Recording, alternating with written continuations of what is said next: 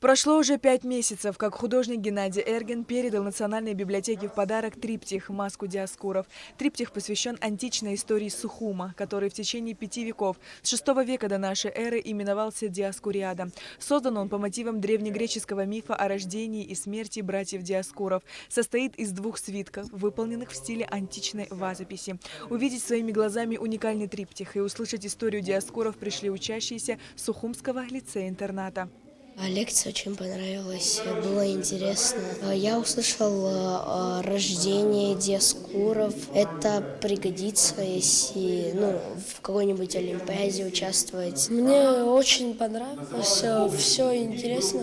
Некоторые моменты я уже знал. Например, про то, что Елену украли, про смерть Диоскуров и рождение Диоскуров. Триптих сопровождается пояснительным текстовым материалом на абхазском, русском и английском языках. По словам художника, он отражает его интерес к античному миру и, соответственно, интересу к родине. Знакомясь со школьными учебными материалами, связанными с античной историей Абхазии, Геннадий Эрген понял, что тема Диоскуров особо сильно не раскрывается. Поэтому дать возможность молодому поколению приобрести визуальную картинку, которая бы закрепила в памяти на долгие годы историю, связанную с Диоскурией, стала главной целью факультативного мастер-класса. Уровень знаний относительно, что такое Диоскуриада, он достаточно такой простой. Диоскурия – это крепость, так назывался город.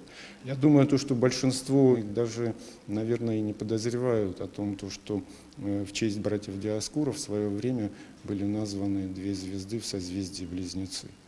Поэтому, отталкиваясь именно от этого, и возникла идея на фоне моей работы, моего триптиха, проводить факультативы, именно касающиеся мифологической подоплеки истории образования города как такового. Данный проект организован совместно с Национальной библиотекой имени Папаскир и Управлением образования города Сухум. Сделали такой некий эксперимент, 1-2 класса, и она дальше пошла, так сказать, из уст в уста.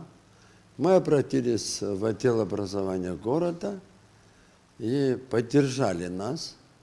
И стали дети приходить.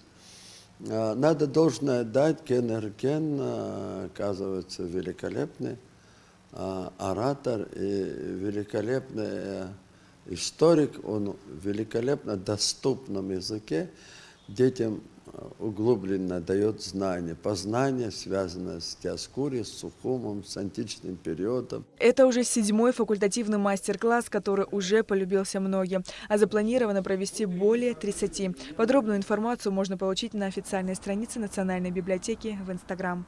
Сария Кварацхеля, Алексей Баструков, Абхазское телевидение.